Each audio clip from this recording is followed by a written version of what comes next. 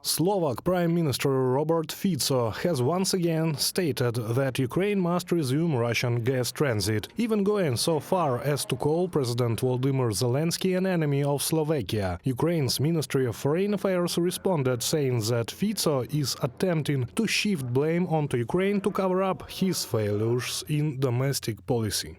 Amid declining public trust and protests against his pro-Russian policies, Slovak Prime Minister Robert Fico has resorted to finding enemies, and he has found them in Ukraine. Ukraine has repeatedly warned about the dangers of Slovakia's pro-Russian course. The result is clear. Robert Fico and certain Slovak parliamentarians have been poisoned by Russian propaganda, losing the ability to distinguish between black and white. Now, they are labeling the leaders of friendly neighboring democracies as enemies. Ministry of Foreign Affairs of Ukraine. On the website of the Ministry of Foreign Affairs of Ukraine.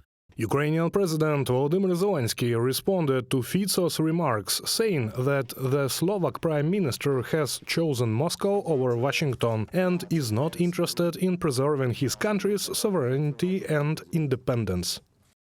A few days ago, President Trump made a strong decision to significantly increase U.S. LNG exports, particularly to Europe. This is exactly what Europe needs for security and stability. More energy resources from partners. For American LNG, you pay with money. But for Russian gas, you pay not only with money, you also pay with your independence and sovereignty. Many in Europe have already gone through this and have chosen to safeguard their sovereignty, but not Mr. Fico. He chooses Moscow over America and other partners who can supply his country with gas on commercial terms.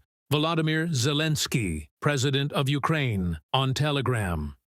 Public tensions between Kyiv and Bratislava have escalated following Ukraine's decision to stop Russian gas transit through its territory as of January 1, 2025. Fico rejected Kyiv's offer to help mitigate the impact of supply disruptions and instead traveled to Moscow on December 22. Fico has repeatedly accused Ukraine, threatened to cut off electricity and humanitarian aid, and even suggested blocking EU decisions on Ukraine. Experts believe that his latest inflammatory remarks against Zelensky are linked to large-scale protests erupting in Slovakia. On January 24th, nearly 100,000 Slovaks took to the streets, including almost 60,000 protesters in Bratislava alone.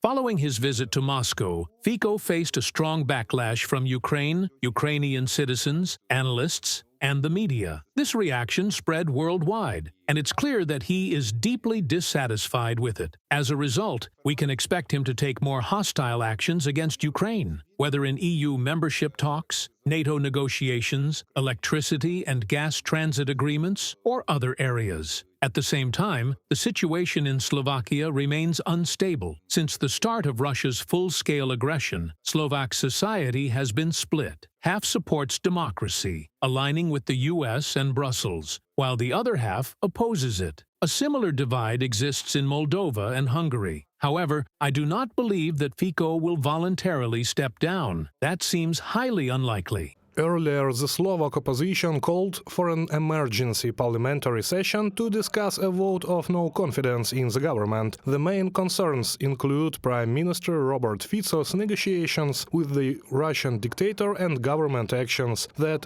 have put Slovakia's membership in the EU and NATO at risk. However, over the past few days, the vote of no confidence in Fico's government has not been considered. The reason: the session could not begin due to a lack of quorum. Reported by Serhii Kulias, Yulia Hranovska, UATV News.